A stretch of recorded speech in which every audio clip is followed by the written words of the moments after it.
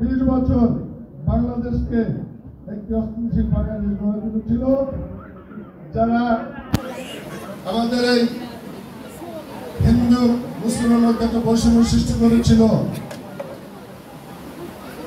এখনো তারা চেষ্টা আছেন এই ধরনের একটা অপরাধ সৃষ্টি করে তারা আবার একটাই বাংলাদেশকে অরাজ্যকর রাষ্ট্র হিসেবে পরিণত করার জন্য আমরা বাংলাদেশ জাতীয়তাবাদী দল আমরা ইনশাআল্লাহ আমাদের বাংলাদেশ যে নির্দেশে বাংলাদেশ জাতীয় দল চলে, বাংলাদেশের ভারপ্রাপ্ত চেয়ারম্যান জনাব তারেক রহমানের নির্দেশে আমরা ইনশাআল্লাহ সবাই সতর্ক আছি।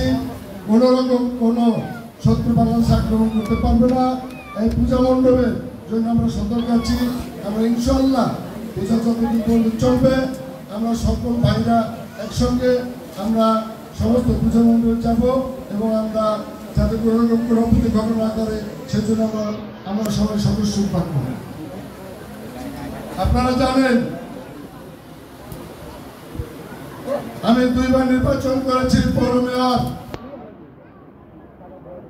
আমার সাথে যে সেটা প্রতিদ্বন্দ্বিতা করেছিলেন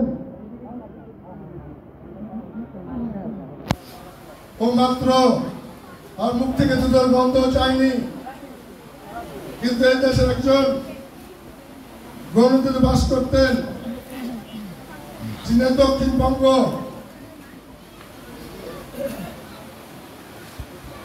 এমন কোন নৈরাজ্য সৃষ্টি করেন নাই যেটা নজিরবিহীন সৃষ্টি করেছিল। উনি ছিলেন তার দোসর আবুল হাসান আব্দুল্লাহ। ওনার ভর্তা আওয়ামী লীগের লোক কথা বলে নাই। আওয়ামী লীগের বড় বড় নেতারা যারা সভাপতি সেক্রেটারির দায়িত্ব অনেকদিন থেকে পালন করে হচ্ছিলেন তারাও কথা বলতে সাহস পান না। তারই উত্তরসূরি এই 7 নম্বর ওয়ার্ডে জন্মগ্রহণ করেছে, যাদের ভয়ে আমরা এই 7 নম্বর ওয়ার্ডে ঢুকতে পারি না। আমরা একটা মিটিং করতে পারি না, আমাদের কর্মী ভোট দিতে পারেন নাই,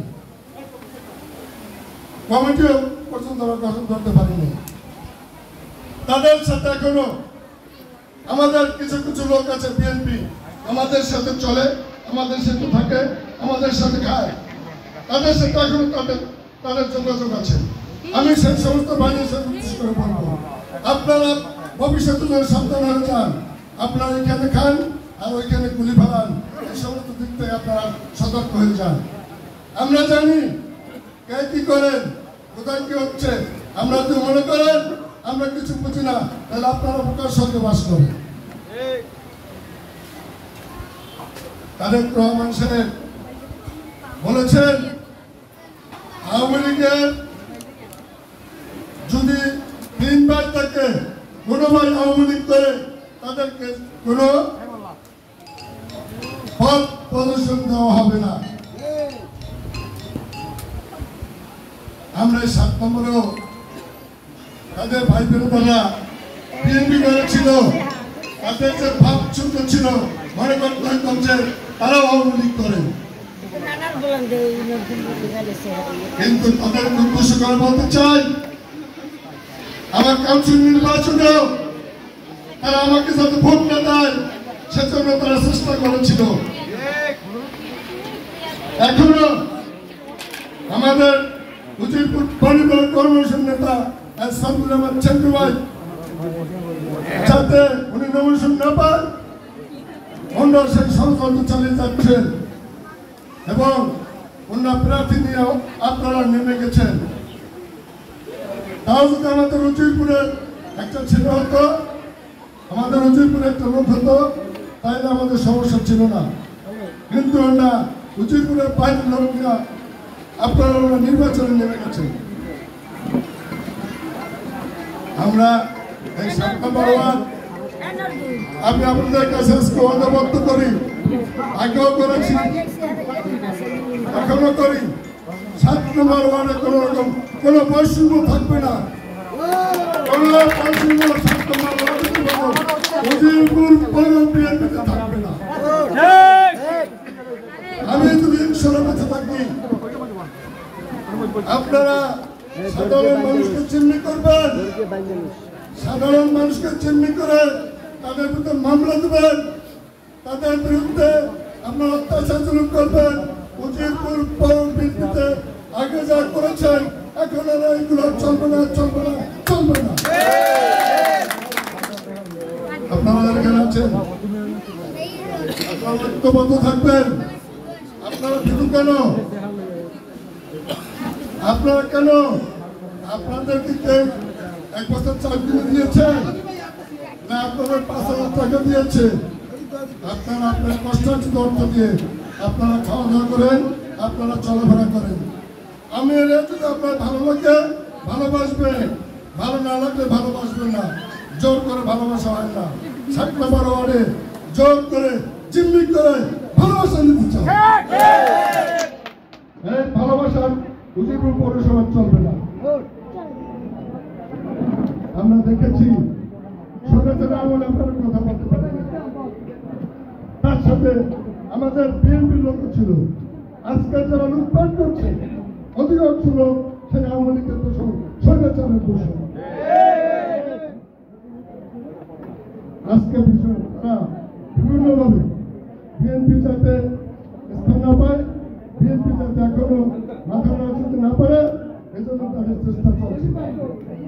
আমি জানি আমার এই বক্তব্য বিভিন্ন জায়গায় যাবে, বিভিন্ন জায়গায় বিভিন্ন লোক দিবে, সেজন্য আমি পরোয়া করি না, আর আমি সেজন্য চিন্তাও করি না। আমি এক ভয় করি ইনশাল্লাহ আমার যে সৃষ্টিকর্তা উপর আল্লাহকে, তাছাড়া আমি কাউকে ভয় করি না। আর আমি আমার সাথে যারা লুঙ্গি পরা মানুষ, আমাদের যারা সাধারণ মানুষ, যারা বিড়ির ফ্যাক্টরিতে কাজ করেন আর যারা দিন মজুর, আমি তাদেরকে নিয়ে সবসময় চলাফেরা করেছি, অতীত করেছি, বর্তমানে করি। আমি যতদিন বাঁচবো আমি তাদেরকে নিয়ে চলাফেরা করবো, তাদেরকে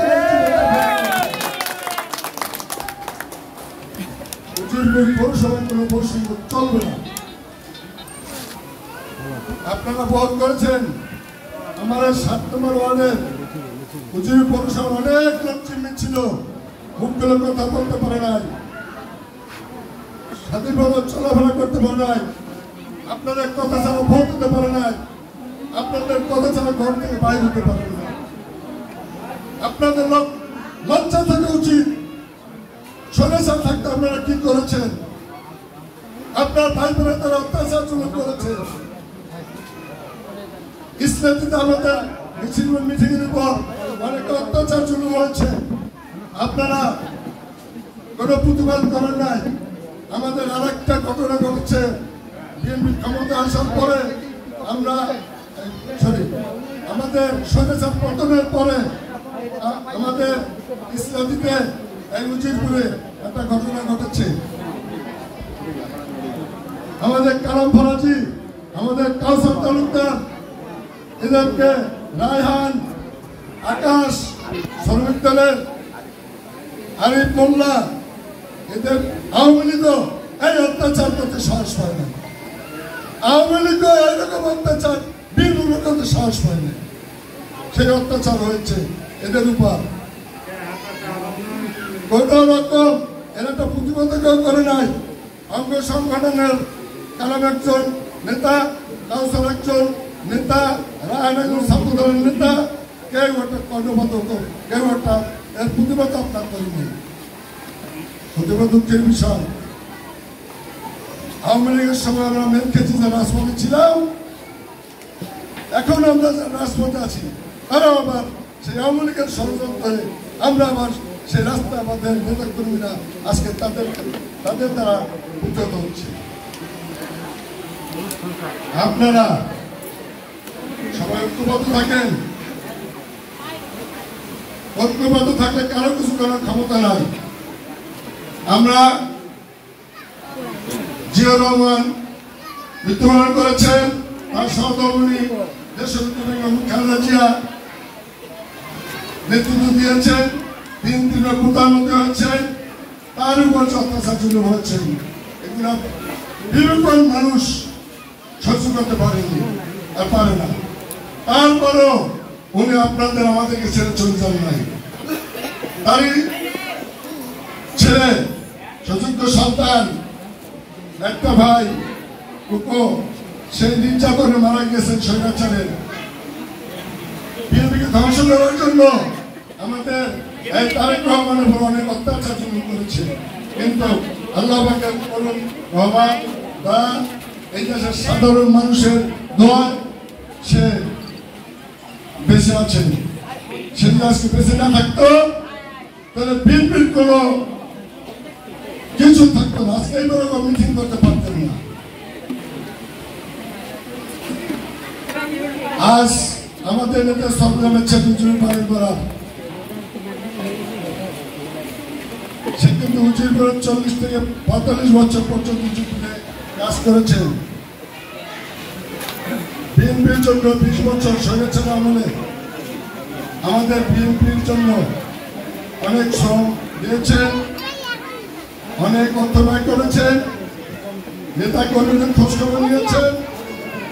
এখন পর্যন্ত উনি বিএনপি খোঁজখবর নিচ্ছেন কে কি অবস্থা আছেন। আমরা দোয়া করব সেজন্য এইবারের মতন একবার নমস্কার ফিরে আসতে পারেন। আমি আমার উদ্যোগন মর্যাদা এইগুলো পরিচালনা করেন, তাদের কাছে অনুরোধ রাখবো সেজন্য একবারের মতো এখানে সে একটা নমস্কার পায়, আমরা যেন স্বতঃস্ফূর্তভাবে তার নির্বাচন করতে পারি।